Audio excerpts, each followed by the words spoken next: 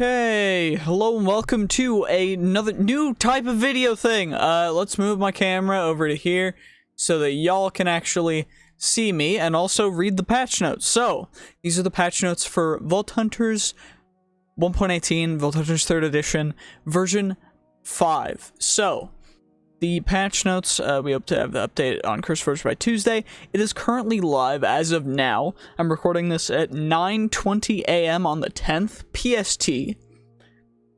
It is currently live. I've played it. It is a little bit more laggy than normal, but that should be optimized soon. So what we have here is additions. Added vault run history. Now you can view your previous 50 vaults and favorite vaults, and also share links to your vault to other players on the server, and you can access that with the stat screen. There's also Woodedick Silver, which I think is going to be a new kind of resource. Sorry, there's something tickling my fingers on my mouse. Added a feedback sound whenever copiously triggers, which is massive. I really wanted this. I'm so glad, because jeez, it was so annoying. Also added a sound when trap disarm actually disarms a trap chest, which is really nice. Turtles and animal pens can now bucket out turtle eggs, up to 16 eggs. That's nice. Added control for the AoE breaking jewels for pickaxes. It can now be shift arrow. Okay, you can basically toggle them. Add banished soul, which you can use to level down vault crystals and vault gear. Replaces the diamond for leveling down crystals.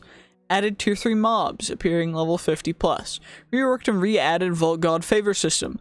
Vault God Favor is overhauled. Vault God Favor is a temporary one-time use. Buff for the next vault the player enters having a favor is displayed on the stat screen. The reputation indicator turns yellow if a favor is active and waiting to be triggered. A player can never have more than one active favor, and it's always the last one achieved on a vault. The chance of gaining a favor is 5% and currently not affected by idols at all.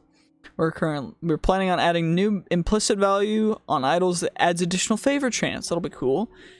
Completing an altar yields either an idol or a Vault God blessing, which is very, very nice because altar chests are garbage previously. They're previously just so bad. Also, I'm sorry about my lighting. I'm getting that worked out. I have lights on the way. Also, if I look like really bad, it's the lighting. Trust me, I don't actually look this bad, I think. There we go. That's what I look like normally. But just, yeah, you know, we're gonna continue with this lighting. Or I'll turn on... There we go. That's too bright.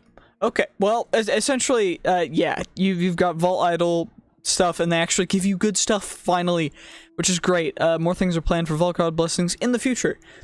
Introduce Vault God Reputation. Each player can now gain a total of 100 reputation points. Every point of reputation increases the value of Vault God Favor.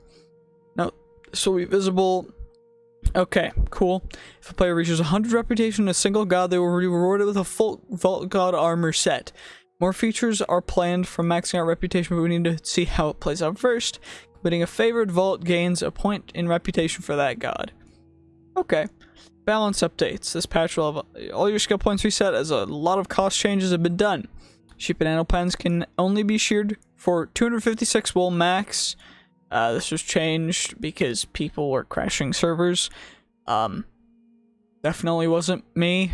I didn't do that either. Item quantity is decreased for a player in a vault 6 levels below them, and it caps out. Can no longer go no longer at 20%, which is really unfortunate for me since I'm very high level. So I may need to find a way to go and maybe reset my progress for level-wise on the server. So figuring that all out, talking with the other members, because I am very far ahead. But yeah, removed ender pearls inside vaults because they were risky. They were really risky, and it has minimal cost and way better than dash, but also you will suffocate and take lots of damage from that. And they're considering re-adding the Vault Pearl. Totem of Dying no longer works because they're too OP. You can just have them in a backpack with a refill upgrade, so that when you die they just go back into your offhand, and then there's no point. So they had to remove it. Increased hardness of blast resistance of cube puzzle blocks. They did revert that later on, which we'll see. Carbon can now appear in black market. Curses now scale with crystal level. Lowered zombie scaling damage for all zombie types by 25%. Cooldown no longer scales with ability level, which is nice. Talent overhaul. So, what we've got: increased cost for reach and raises the level requirements. Unbreakable is increased as well. Reduce the cost of stone skin. Heavily increase the cost for critical strike chance and raise the level requirements. Increase cost for fatal strike chance and damage. Thorns, trance, and damage. Heavily increased cost for undead mastery, anthropod mastery, and also illager mastery. Of course, heavily increased the cost of angel, which is really sad for me because I already had it. Increased cost of experience, which is fair. Heavily increased the cost of lucky altar. Also, a level adjusted to fit new crystal recipe scaling. Slightly increased cost of blacksmith, which is okay. Which is okay. Increased cost of haste, speed. Lowered the health of endermans. Increased the amount of carbon vault alloy. Various other loot table buffs. Vault alloy recipe has been updated. Can now be crafted using vaultite and vault ingot, which I quite like. But various other loot table buffs, I will have to run a couple vaults to see. So I'm going to do that in Vault Hunters Plus right after this. So, yeah. Okay, quality of life changes. Updated all mods to the latest version. Crafting recipes for Twigs Pebble. Changed Cake HUD. Perfect. Updated textures. Bugs fixed. Copiously now gives Silk Touch stuff now. Generated vault chest, losing the contents, reloading. Random crashes with Poison Nova. Stat screen incorrect with Fatal Strike. Vault axes taking double durability damage. Eternals not spawning with the correct stuff. Looted Vault gear globally generating the same rarity rolls. Cake Vault Ghost blocks. Which is nice. They actually did fix that. Plentiful modifier being applied incorrectly, resulting in more ores than intended. This is one of the things that I dislike, but I know it had to be done. Because we were getting way too many vault ores. And by way too many, I mean every potential ore was a vault ore. Which is unfortunate, but it is what it is. Because to get double the ores, you'd technically need 5 plentiful. Which is a lot. But 5 plentiful instead is like thousands of % extra because it multiplies on itself. That was too OP. They also fixed a bunch of other stuff. Removed the key anvil recipe. Now they're crafted in a normal anvil, which is quite nice. Okay.